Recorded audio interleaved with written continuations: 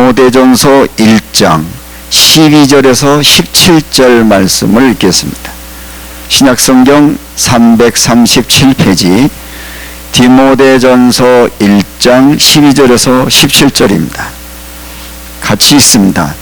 나를 능하게 하신 그리스도 예수 우리 주께 내게 감사함은 나를 충성되이 여겨 내게 직분을 맡기니 내가 전에는 비방자요 박해자요 폭행자였으나 도리어 긍휼을 입은 것은 내가 믿지 아니할 때 알지 못하고 행하였습니다.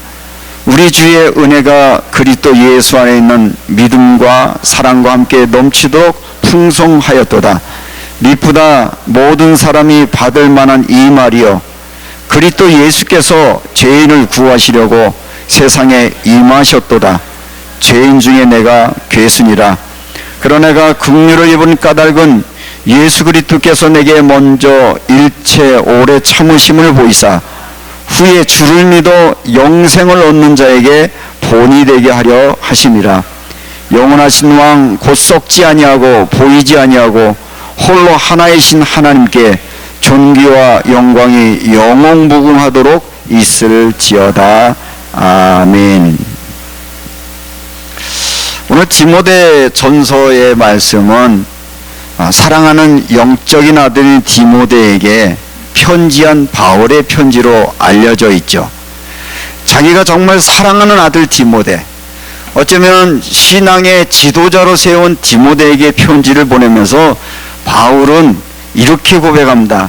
그리스도 예수께서 죄인을 구하려고 이 세상에 오셨다. 복음의 핵심을 말하면서 예수가 이 땅에 오신 이유가 뭐냐?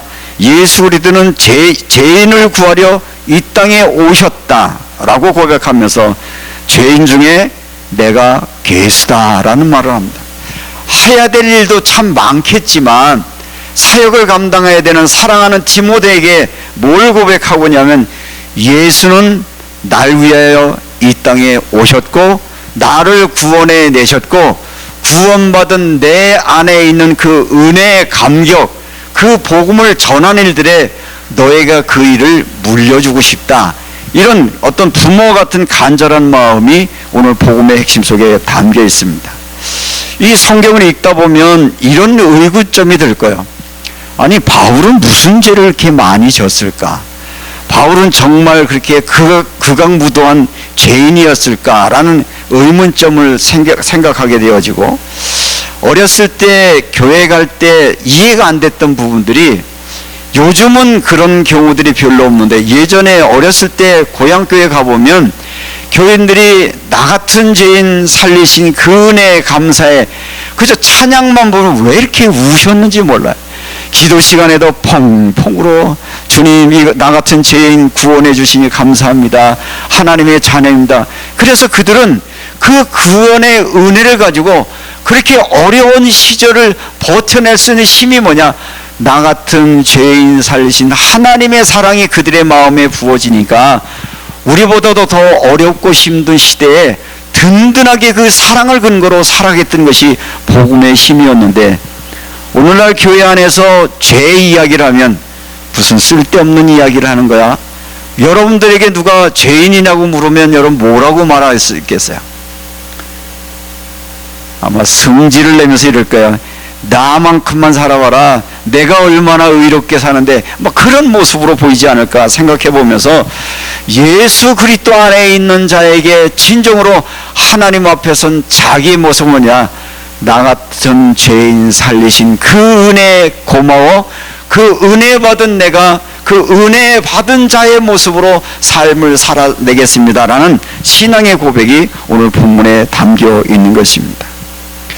우리는 기독교의 신앙을 출발을 하면 성경에서는 이렇게 얘기합니다. 신앙을 가리켜 로마서 3장 20절이니까 모든 사람이 죄를 범하였음에 하나님의 영광에 이르지 못하더니 이 말은 뭐냐?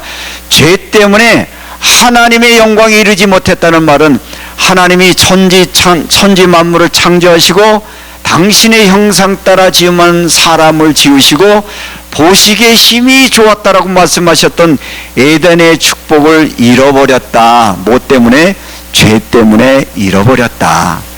그 죄 때문에 잃어버린 사람들은 누가 있느냐? 의인은 없나니 하나도 없다. 여기에서 출발이 우리의 신앙의 출발이어야 되거든요. 아, 나는 하나님을 떠난 것 때문에 하나님의 축복을 놓치고 있구나. 그러니 어떻게 하면 하나님의 축복을 내가 회복할 수 있을까? 그 회복을 우리가 구원이라고 말하면 그 구원에 이르는 길을 우리에게 알려주시는 구원자 한 분이 있는데 그분을 가리켜서 예수라고 말씀드리는 것이고 고백하는 것이죠.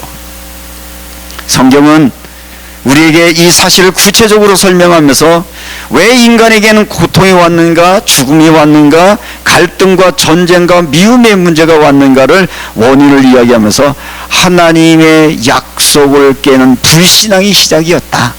선악을 알게 하는 나무를 먹지 마라. 먹는 날에는 정령 죽으리라는 약속을 파괴하는 것부터 시작되었는데 그 파괴하게 만든 원인이 뭐냐? 하나님에 대한 신뢰를 잃어버린 것이다. 어느 날 하나님의 신뢰를 잃어버렸어요. 약간 의심하고 있었는데 뱀의 모습을 한 사단이 찾아와서 하나님의 말씀을 어기도록 유혹하니까 그 유혹에 못 이겨서 언약을 파괴했다. 이것이 창세기가 주고 있는 하나님의 말씀인 것이, 이것들이 파괴되고 나서 어떤 현상이 일어났느냐? 선악과를 따먹고 난 다음에 처음 일어난 현상이 뭐였어요? 부끄러웠어요. 자기 존재가 부끄러워지니까 부끄러운 자기의 모습을 자기 방법으로 가려보려고 무화과 나무 잎을 타서 치마를 만들었어요. 그래서 동산에 거니시는 하나님의 음성이 들려오니까 어떤 반응이 일어나죠? 무화과 나무 밑에 숨었습니다. 이때 하나님이 묻습니다. 아담아, 아담아, 내가 어디 있느냐? 그랬더니 성경에서는 이렇게 얘기합니다. 내가 두려워하여 숨었나이다. 다시 말하면 죄라고 하는 이야기가 뭐냐? 하나님을 떠난 것이다. 하나님을 떠난 사람에게 처음으로 나타나는 현상이 뭐냐? 두려움이다. 이유도 원인도 알 수 없는 이 두려움의 근원은 어디냐? 하나님을 떠난 것이다. 다시 말하면 하나님의 사랑이 내게 부어짐에 담겨지 않으면 모든 인간들이 두려움과 불안한 속에 살아갈 수밖에 없는 것인데, 그래서 이 하나님 떠난 인간들에게 와진 수많은 삶과 죽음의 문제 속에서 끊임없이 사람들은 하나님의 구원을 갈망을 했고, 하나님의 구원을 갈망하는 그런 과정 속에 BC 4세기 전부터 사람들은 어떻게 하면 하나님의 은혜를 회복할 수 있을까? 하나님의 임재를 경험할 수 있을까? 그런 것들을 위해서 부단히 애를 썼는데 그것을 사막의 교부들의 신앙의 여정이라고 말하는 것이죠. 그런 좋은 전통이 이미 우리에게 있었고, 이런 좋은 전통의 이야기들을 우리에게 전달해 주려고 토마스 키팅은 이 부분들을 얘기하면서 하나님을 떠나버린 인간들은 행복을 잃어버려서 뭔가 하나님 없은 그 빈자리에 행복을 채워보려고 사람의 내면 속에 행복 프로그램을 갖게 되었는데, 하나님의 주신 행복 대신 자기가 찾아보려고 노력을 했는데 그 프로그램이 우리 안에 존재하고 있다. 이것을 인간의 심리학이 연구되고 발표되면서 이걸 기반을 통해서 이렇게 얘기하면서 하나님 떠나버린 인간들에게는 자동으로 우리 생각 속에 프로그램이 진행되고 있는데 뭐냐? 안전에 대한, 생존에 대한 욕구가 생기기 시작했다는 거예요. 사람은 누구나 본능인데 그 본능이 뭐예요? 안전하고 싶고 생존하고 싶다는 것이죠. 두 번째는 뭐예요? 사랑받고 인정받고 싶은 거예요. 왜? 원래 하나님께 인정받았었잖아요. 하나님의 사랑받았었잖아요. 그러니까 하나님을 떠나면서 이게 단정이 되었고, 세 번째는 힘의 통제.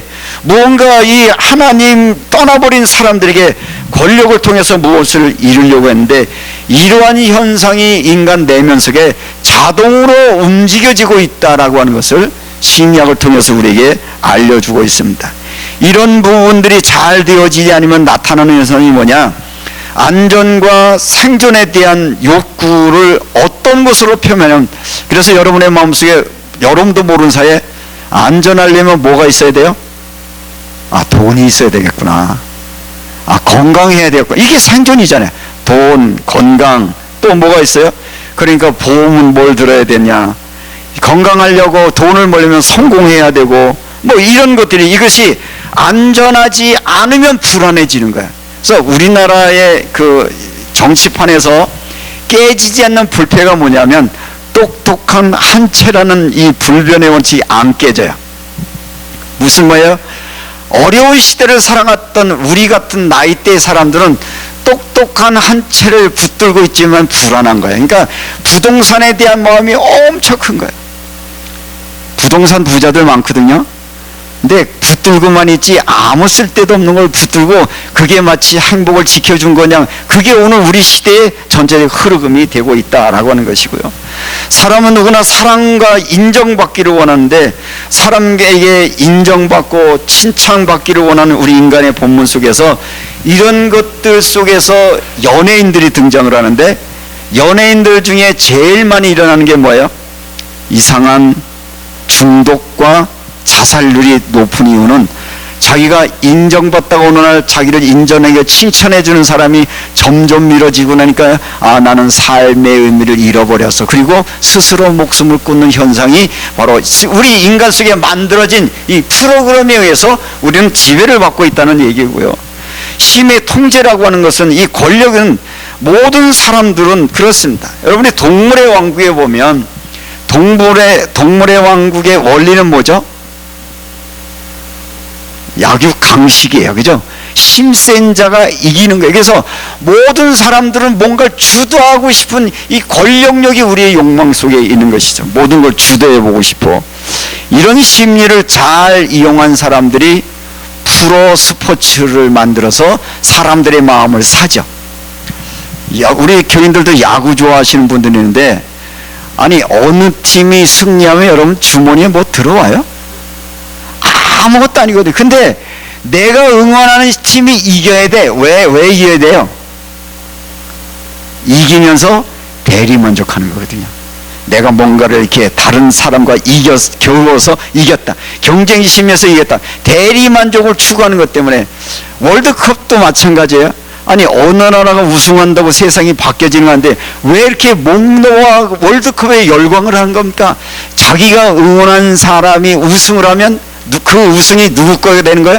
내가 우승한 것 됐죠.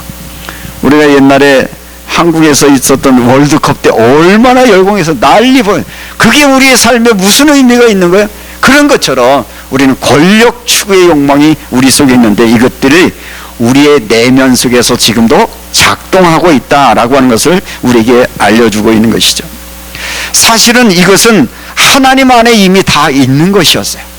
우리가 하나님과 함께 할 때 이미 하나님에게 우리에게 생명과 우리의 사랑과 우리의 안전을 다 주셨는데, 하나님을 떠나버린 것이기 때문에 인간들은 이것에 빠져서 여전히 열심히 달려가고 있다라고 하는 것이 오늘 성경이 주고 있는 말씀의 핵심인 것인데, 이 행복 프로그램은 지금도 우리의 삶들 속에 적용하고 있고, 이 행복 프로그램이 작동되는 과정을 우리는 교육 과정 속에 있는데, 그래서 어린아이가 어렸을 때 어떤 환경과 누구와 살았느냐가 평생을 좌우하잖아요. 우리 속담 가운데 3살 버릇이 언제까지 가요? 죽을 때까지 가는 거예요. 한 번 형성된 이 프로그램은 안 바뀌는 거예요. 안 바뀌는 이 프로그램에서 빠져나는 구원이 뭐예요? 예수 그리스도의 복음이라는 걸 얘기하는 거예요. 이상하리만큼 어렸을 때부터 뒤어진 이것들이 있는 것이고요. 예배 전에도 잠깐 그런 얘기했어요. 아들만 있는 집에 엄마들이 약간 외로울 수 있거든요. 왜? 아들들은 딸만큼 친밀한 관계가 잘 안 되는데, 그 이야기를 나누고 제가 이런 얘기했어요.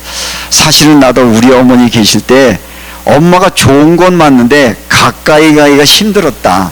왠지 몰라서 가만히 왜 그랬을까 보니까, 어렸을 때 엄마의 사랑을 혼자 독차지하고 있다가 어느 날 동생이 태어난 거예요.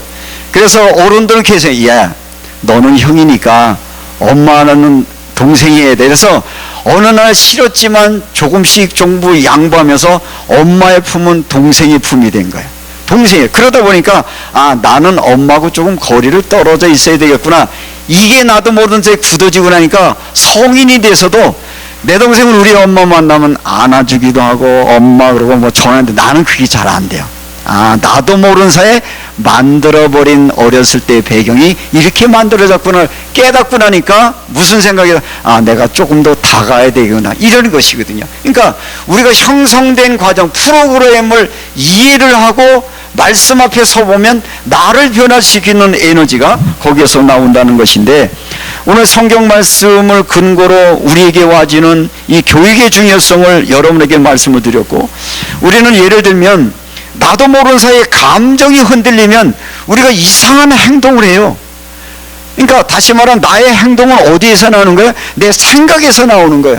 그 생각 저변에는 뭐가 있는 거예요? 내가 판단하고 의식도 있지만 무의식이라는 것이 내 안에 프로그램으로 잠겨 있어요. 거기서 튀어나오는 것이기 때문에 여러분도 아마 이런 경험을 하실 적에 안 그러려는데 무의식에 튀어나오는 감정이 있죠. 튀어나오는 행동이 있죠. 그냥 아무 생각 없었는데 막 축축 튀어나오는 게 이게 우리 속에 포함되고 있다라고 하는 것을 말하고 있는 것입니다. 예를 들면 안전이 흔들리면 어떤 현상이 나면 왠지 불안해지기 시작하는 거예요. 문제만 오면 나도 모르는 사이에 막 불안이 속에서 휘용소리 치는 거예요. 그리고 불안은 몰라요? 걱정을 낳고요. 걱정은 걱정을 또 낳고, 염려는 염려에 염려를 낳고 염려를 낳고, 그러니까 그 감정에 빠져서 현세를 살아가는 삶을 놓쳐버리고, 이 걱정은 또 두려움과 이 두려움 속에 오게 되어지면 뭔가 이 두려움을 이겨보려고 또 다른 방법을 창해 끊임없이 헤매이는 것이고요. 우리 안에 온전한 인정받지 못하면 어떤 감정이 일어나냐? 서운한 감정이 일어나요. 이번에 친구들 모임에서 갔는데 이 얘기하다가, 아, 내가 목회를 꽤 오래 했는데 이제 나이가 들어서인지 왠지 자꾸 섭섭함이 밀려오는데 이거 어쩔 방법이 몰라. 그 얘기를 듣는 순간, 아, 그렇구나. 여러분, 목사들도요 나이 들면 섭섭한 게 많아지나 봐요. 여러분 어떠세요? 그런 거 없으세요? 그럼 아직은 여러분 사랑 안에 있는 거예요. 왠지 섭섭해요. 지난날 돌아보면 뭐 이것저것 섭섭하고 저것도, 이 섭섭함, 이게 어떤 인정받지 못한 서운함. 그래서 어떤 자리에 갔는데 제가 나한테는 저 뒷자리 주고 자기 가까이 왔다, 요거까지 서운한 거예요. 이게 뭐예요? 인정받음에 대한 목마름이 우리 내면 속에 깊게 자리 잡고 있다는 것이고요. 그런 것들이 서운함과 함께 이것들이 계속 반복되면 열등감으로 찾아오고, 열등감이 사로잡히면 질투의 마음이 또 확산되는 거예요. 그래서 매사에 보면 질투가 나요. 저건 지가 모자랐다고 그러고 맨날 질투하고 원망하고, 질투는 시기가 나오고, 그게 또 지나가면 우울해지는 거예요. 에이, 나 같은 존재는 가정 우울에 빠지기도 하고, 이 우울한 마음이 찾아오면 그때 폭발하는 게 분노라는 거거든요. 화가 잘 나는 분은 잘 생각해요. 왜 내가 이렇게 화가 날까? 나도 모르는 사이 이런 내면 속에 이런 것들이 진행되어 있다는 것이고요. 그 다음에 사람들은 통제하려고 하는 본능이 있는데, 화가 나는 이유는 어떤 때 제일 화나세요? 내 마음대로 안 될 때잖아요. 이게 통제 욕구라는 거예요. 희한해요. 사람은 내 말대로 되기를 원해요. 때때로 어쩌면 자칫 잘못하면 교회 와서도 내 마음대로 안 되면 승질 내는 거예요. 근데 교회가 내 마음대로 되는 공간은 아니잖아요. 목사가 승질 내는 이유가 복음 가지고 해야 되는데 내 마음대로 안 되면 그게 내 안에 지금 행복 프로그램이 작용하고 있다는 것을 깨닫고 잠시 말씀 앞에 머물다 보면 내가 여기 빠지지 말아야, 그리고 다시 말씀으로 돌아가는 은혜를 경험하게 되어지는데, 이런 것들이 반복되는 것을 우리가 성격이라고 말하고 기질로 표현되고 있지만, 성경은 로마서 7장 22절 23절에 바울은 이렇게 고백합니다. 바울은 내 속에 있는 내 안에 두 존재가 싸운다. 내 마음의 법과 죄의 법. 나를 사로잡는다. 내가 이길 수 없다. 내 의지와 결단과 상관없이 불쑥불쑥 뛰어나와 나를 사로잡는 것을 나는 보는도다. 내 안에 있는 내 이런 감정들, 이 생각들을 나도 통제할 수 없다. 그래서 바울은 오호라 나는 곤고하사나, 나는 어떡하지? 왜 내 마음 통제조차도 내 마음대로 안 되지? 탄식하는 마음 속에서 그는 답을 얻습니다. 뭐라고 답을 얻습니까? 그리스도 안에서 내 마음속에 일어나는 이 많은 죄와 갈등의 문제를 해결할 수 있는 것들은 오직 예수 그리스도 안에서 해결할 수 있다라고 하는 것을 말을 하면서 요걸 가리켜서 두 가지로 정리를 하면 토마스 킬링은 거짓자라고 표현을 하고요. 우리가 이게 이미 상처나고 아파하고 지난달에 과거의 경매 충전된 지난 날들의 거짓자라고 얘기하고 참자. 그럼 나는 누구냐? 나라고 하는 존재는 누구냐? 성경으로 하면 누구든지 그리스도 안에 있으면 새로운 피조물이라. 다시 말하면 구원받은 나는 어떤 존재냐라고 하는 것 쪽에서 우리가 출발했네요. 옛날의 여러분 말고 예수 믿고 새로운 존재가 된 여러분은 나는 누군가, 이걸 참자라고 했는데 바울은 이것을 새로운 피조물이라고 얘기했고 키팅은 참자라고 얘기해 있고, 그러면서 예수님 안에서 하나님의 사랑받은 자, 너는 하나님의 사랑받는 자야, 하나님의 자녀야, 존귀한 자야, 너로 인하여 기쁨을 이기지 못하는 하나님의 사랑받는 존재라고 하는 사실을 이야기하면서 자기를 바라볼 때 사랑받는 나라고 하는 것을 깊이 바라볼 때 오늘의 삶을 온전히 살아낼 수 있는 힘이 거기에서 나온다는 것을 말하고 있는 것입니다.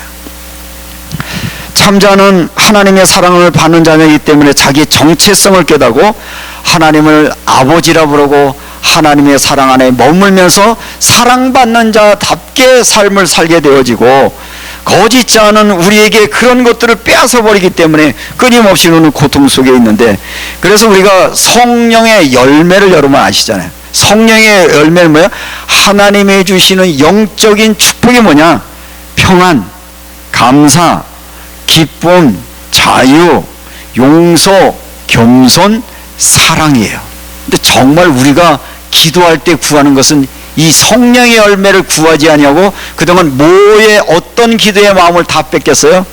무엇을 먹을까, 무엇을 마실까, 무엇을 입을까에 마음이 다 있으니까 우리 안에는 하나님이 주시는 평안과 감사와 기쁨과 자유와 용서와 겸손과 사랑이 주시는 그 평안과 그 행복을 누리지 못하는 삶을, 피폐한 삶을 살게 됐다는 것을 이야기하고 있습니다.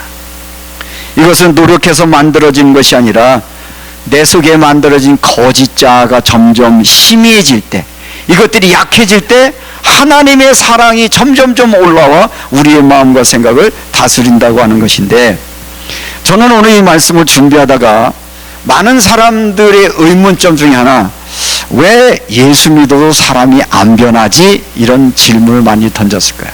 한번 여쭤볼게요. 예수 믿고 좀 달라졌어요? 얼만큼? 조금? 요만큼? 아니 왜 저렇게 기도하는데 사람은 안 바뀌지? 저렇게 성경을 많이 아는데 사람은 안 바뀌지? 교회 와서 저렇게 충성하는데 왜 사람은 안 바뀌지? 사실은 우리가 복음을 받아야 되는 목적은 뭔가 충성을 하거나 뭔가 열심을 내는 게 본질은 아니잖아요. 하나님 만나고 하나님 은혜를 누리는 거잖아요. 그러면 내 안에 하나님의 나라가 임해야 되고 내 안에 성령이 머무는 공간이 되어서 성령과 동행하는 실질적인 삶이 나타나야 되는데, 우리 신앙의 방향은 오히려 잘못됐던 것 아니냐. 수십 년 믿어도 목사가 돼도 잘 안 바뀌는 이유는 뭐냐? 오늘 성경 본문이 그 이야기를 말하고 있습니다. 바울은 죄인 중에 내가 괴수다라고 말하고 있는 것인데, 우리는 죄인이다라고 말하면 자꾸 뭐부터 떠요? 당신 죄인이야 그러면 여러분들 기분이 나빠지는 이유가 뭐냐면, 죄인 그러면 자꾸 외적인 모습을 해요. 살인, 도둑질, 간음, 뭐 사기 이런 거. 나 그런 죄 안 졌다는 거예요. 성경이 말하는 것도 그것도 죄이지만 바울이 죄인 중에 괴수라고 말하는 것은 그런 외적인 게 아니라 내 내면 속에 있는 내 생각 속에 머무는 죄를 깨달았기 때문에 자기는 죄인 중에 괴수라고 말했던 것이고, 4세기경 사막의 교부 에바그리스라고 하는 사람은 마음의 죄라고 하는 것을 정념이라는 단어로 정리를 했는데, 우리 아무리 하나님께 나아가려고 수도 생활에 들어왔다 하더라도 우리 속에 여전히 내면 속에 자리 잡고 있는 죄의 몇 가지를 얘기하면서 탐심, 탐식, 음욕, 탐욕, 우울, 분노, 무기력, 허영, 교만이 내 죄 속에 가득하기 때문에 그렇게 모든 걸 다 포기하고 하나님 앞에 나가려고 해도 이 죄가 여전히 나를 붙들고 있기 때문에 하나님으로 나가지 못하는 것이었다라고 하는 것을 우리에게 말하고 있는 겁니다. 인정받고 싶은 허영은 교만을 낳고, 교만은 분노를 낳고, 분노는 미움을 낳고, 미움은 정죄를 낳습니다. 우리 인간의 생각은 생각보다 복잡해서 이 죄를 깨닫고 발견하기 전에는 우리에게는 변화라고 하는 것은 이해할 수 없는 것이요. 이 죄를 깨달은 바울은 이렇게 고백합니다. 한 가지 분명한 것은 죄는 나보다 크다는 거야. 내가 죄를 마음대로 다스릴 수 있는 게 아니라는 거야. 내가 내 죄를 다스릴 수 있으면 얼마나 좋아요. 여러분에게 일어나는 감정을 다스릴 수 있으면 얼마나 좋아요. 그래서 죄는 내가 다스릴 수 없다. 바울을 그렇게 합니다. 죄는 내가 짓는 것이 아니라 죄가 나를 움직이고 있다는 거예요.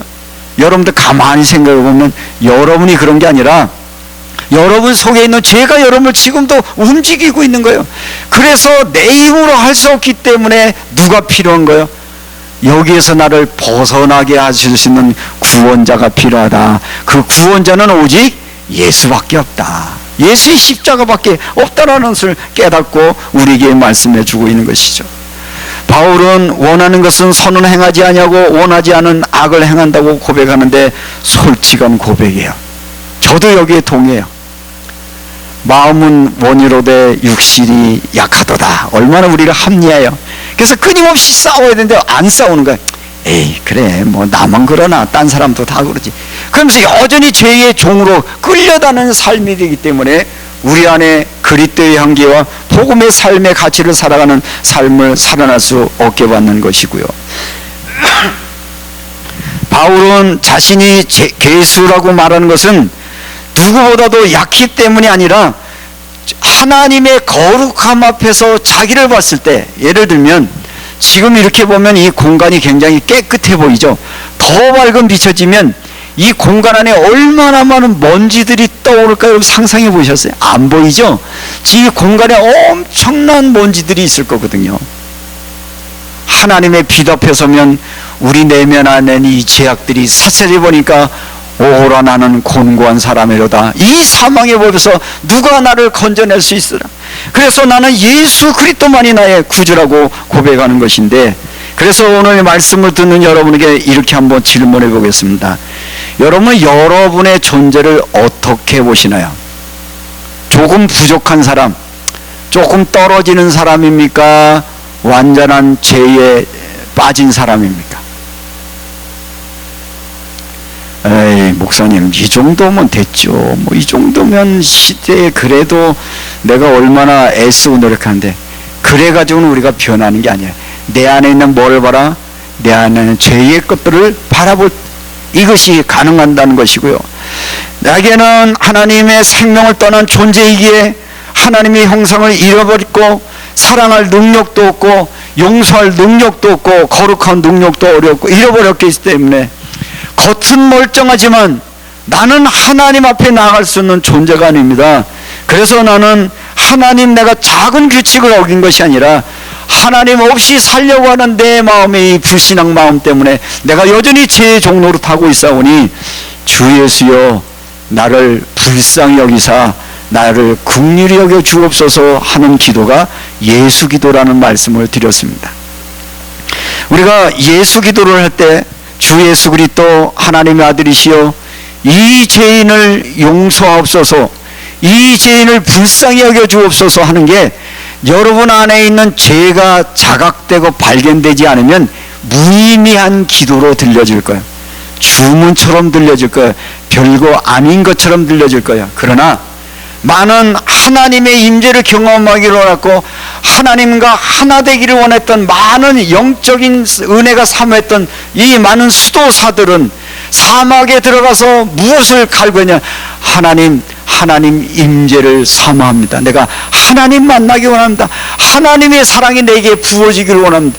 내 안에 하나님의 나라가 이루어지기를 원합니다. 그러려고 하는데 나를 하나님께로 나가는 것들이 가로막고 있는 것이 죄인데 그 죄 속에 내 이런 잘못된 이 프로그램된 옛사람이 나를 가로막고 있사오니 내 힘으로 갈 수 없사오니 주 예수여 나를 불쌍히 여기소서. 나를 불쌍히 여기서 그 불쌍히 여기 속에서 죄의 심각함을 깨닫고 기도하다 보니까 저들이 하나님의 임재를 경험했고 하나님을 만난 것들을 우리에게 전달해 주고 싶어서 이 영성들을 우리에게 전달해 주고 있다는 사실입니다. 변화는 어디에서 일어나느냐? 여러분이 결심해 봐야 안 돼요. 노력해서 되는 게 아니에요. 하나님의 은혜가 임해야 돼요. 2026년도 시작하면서 뭐 결심했어요? 결심만 하고 안 됐어요.